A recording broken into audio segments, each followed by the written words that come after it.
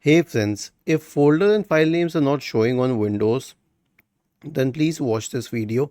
I will guide you through the resolutions. Now the first solution would be an SFC scan.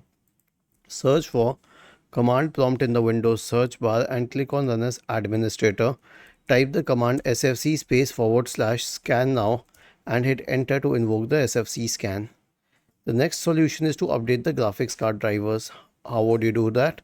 Search for device manager in the Windows search bar and open device manager. Expand the list for display adapters. Right click on the first one, update driver. Right click on the second one, update driver.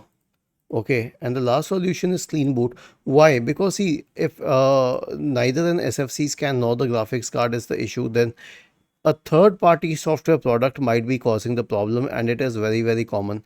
So here's what you can do. Search for system configuration in the Windows search bar and open system configuration. Go to the services tab. Check the box associated with hide all Microsoft services. If any of the services checked, click on disable all, apply, okay, and then restart your computer. Was this helpful? If yes, then please subscribe to the channel. If not, then let us know in the comment section of the video on how we could help you further.